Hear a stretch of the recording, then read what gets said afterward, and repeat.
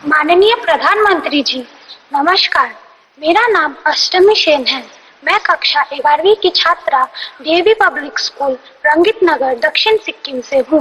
मेरा प्रश्न आपसे ये है कि जब विपक्ष और मीडिया आपकी आलोचना करते हैं तो आप कैसे इनका सामना करते हैं, जबकि मैं अपने अभिभावकों की शिकायतों एवं निराशाजनक बातों का सामना नहीं कर पाती हूँ। कृपया मेरा मार्गदर्शन कीजिए। धन्यवाद श्री। थैंक यू अष्टमी। माननीय प्रधानमंत्री जी, राष्ट्रपिता महात्मा गांधी, सरदार पटेल और स्वामी दयानंद सरस्वती जैसे महापुरुषों की जन्मभूमि गुजरात की कुमकुम प्रताप भाई सोलंकी आभासी माध्यम से जुड़ रही हैं और इसी तरह की दुविधा में हैं। कुमकुम आपसे मार्गदर्शन चाहती है। कुमकुम, कृपया अपना प्रश्न पूछिए। माननीय प्रधानमंत्री महोदय, मेरा नाम सोलंकी कुमकुम है। मैं कक्षा 12वीं श्री हडालाबाद हाई स्कूल जिला अहमदाबाद गुजरात की छात्रा हूँ। मेरा प्रश्न यह है कि आप इतने बड़े प्रजातांत्रिक देश के प्रधानमंत्री हैं जिन्हें कितनी सारी चुनौतियों का सामना करना पड़ता है। आप इन चुनौतियों से कैसे लड़ते हैं, कृपया करके मुझे मार्गदर्शन दीजिए। धन्यवाद। Thank you Kumkum.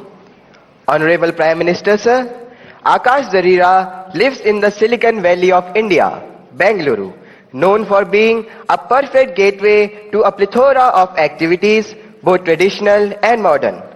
Through his question, he seeks your advice on a somewhat similar matter that has been concerning him for a while. Akash, please ask your question. नमस्ते मोदी जी, मैं आकाश दरीरा 12वीं कक्षा व्हाइटफील्ड ग्लोबल स्कूल बैंगलोर से। मेरा आपसे यह प्रश्न है कि मेरी नानी जी कविता ए माखीजा मुझे हमेशा सलाह देती है आपसे सीखने के लिए कि आप कैसे विपक्ष के लगाए हुए हर आरोप, हर आलोचना को टॉनिक और अवसर के रूप में देखते हैं। आप ऐसे कैसे करते हैं मोदी जी? कृपया हम युवाओं को भी प्रेरणा दें ताकि हम जीवन के हर परीक्षा में सफल हो। धन्यवाद। थैंक यू आकाश। माननीय प्रधानमंत्री जी, आपका जीवन करोड़ों युवाओं का प्रेरक रहा है।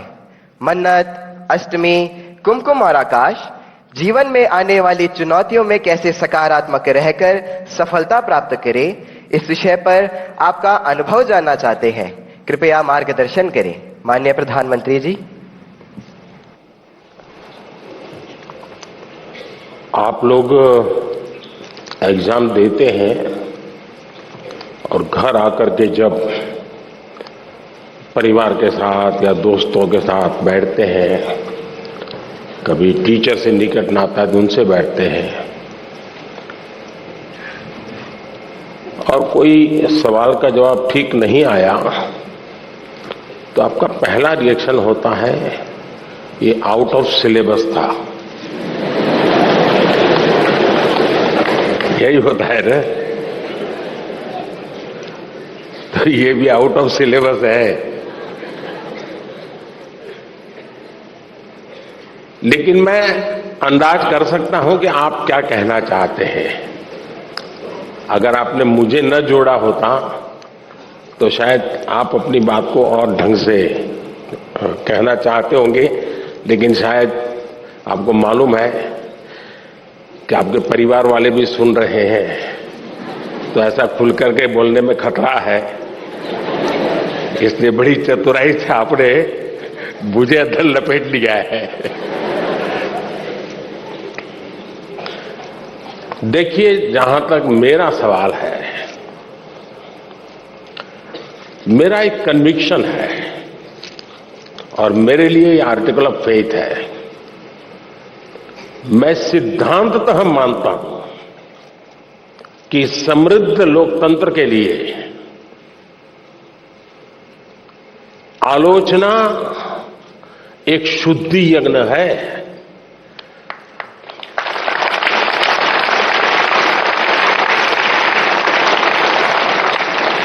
आलोचना ये समृद्ध लोकतंत्र की पूर्व शर्त है और इसलिए आपने देखा होगा टेक्नोलॉजी में ओपन सोर्स टेक्नोलॉजी होती है, मालूम है ना? ओपन सोर्स होता है, उसमें सब लोग अपनी अपनी चीजें डालते हैं और ओपन सोर्स टेक्नोलॉजी के माध्यम से ये अलाउ किया जाता है कि देखिए भी हमने ये किया है, हम यहां जाकर के अटके हैं, हो सकता है कुछ कमियां होगी, तो लोग उसके अंदर अपने अपने टेक्नोलॉजी को इंसर्ट करते हैं और काफी लोगों के प्रयास से वो एकदम से समृद्ध एक सॉफ्टवेयर बन जाता है। ये ओपन सोर्स आजकल बहुत ही ताकतवर एक इंस्ट्रूमेंट माना जाता है। उसी प्रकार से कुछ कंपनियां अपनी प्रोडक्ट को मार्केट में रखती हैं और चैलेंज करती है कि उसमें जो कमियां हैं वो दिखाएगा, उसको हम इनाम देंगे। बाउंड सिस्टम की व्यवस्था खड़ी हुई है। इसका मतलब ये हुआ कि हर कोई चाहता है कि कमियां जो हो उससे मुक्ति का रास्ता कोई इंगित करे तो होगा ना। लेकिन कभी कभी क्या होता है, आलोचना करने वाला कौन है उस पर सारा मामला सेट हो जाता है। जैसे मान लीजिए आप यहां स्कूल के अंदर फैंसी ड्रेस कंपटीशन है और आपने बड़े चाव से बढ़िया फैंसी ड्रेस पहन करके गए और आपका प्रिय दोस्त है, एकदम प्रिय दोस्त, जिसकी बात आपको हमेशा अच्छी लगती है, वो कहेगा यार तुमने ऐसा क्या पहना, ये अच्छा नहीं लग रहा है।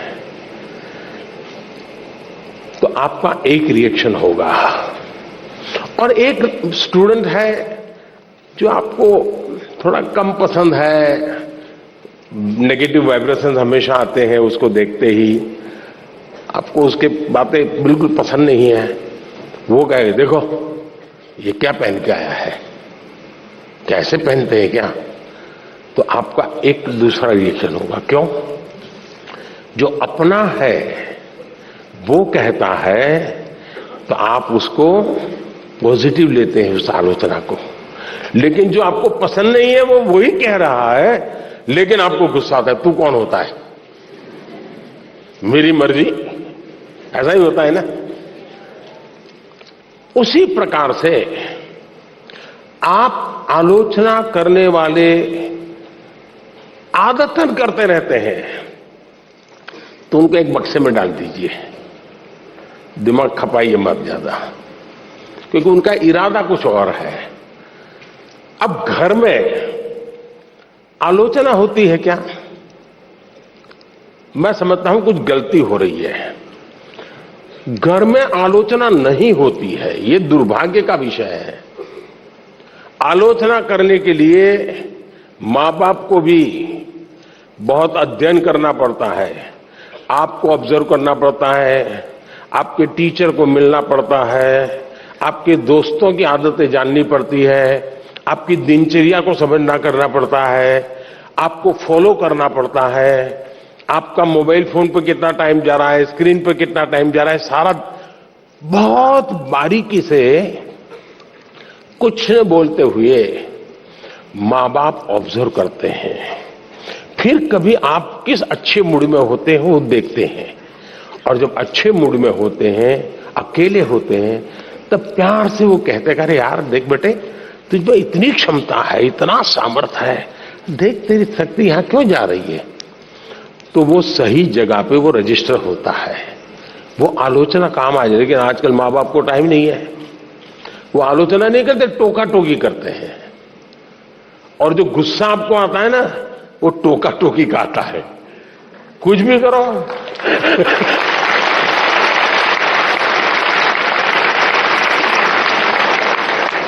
खाने पे बैठे हैं कुछ भी कहेंगे, ये खाया तो भी कहेंगे, नहीं खाया तो भी कहेंगे, यही होता है ना। देखिए अब आपके माता पिताजी आपको पकड़ेंगे घर जाके क्या है।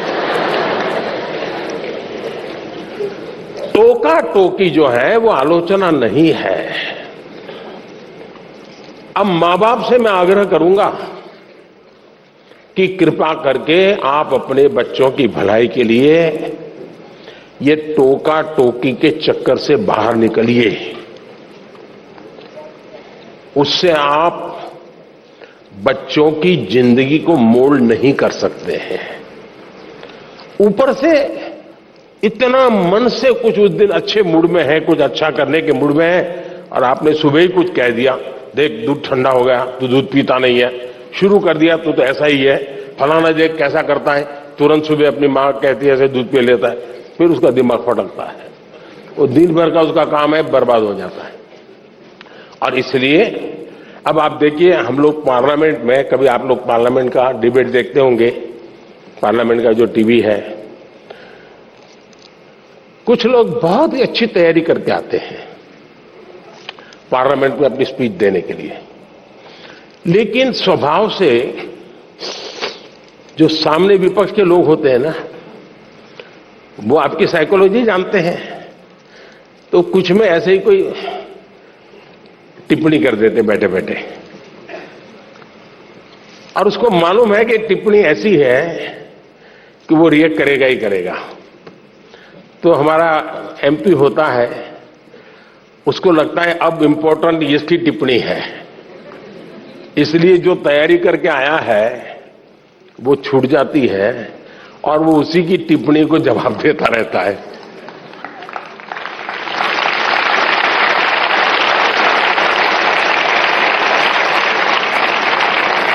और अपना पूरी बर्बादी कर देता है। और अगर टिप्पणी है हंसी मजाक में, बॉल खेल लिया, छुट्टी कर दी, दूसरी सेकंड में अपने विषय पे चला जाता है, तो उसको फोकस एक्टिविटी का परिणाम मिलता है। और इसलिए हमें अपना फोकस छोड़ना नहीं चाहिए। दूसरी बात है,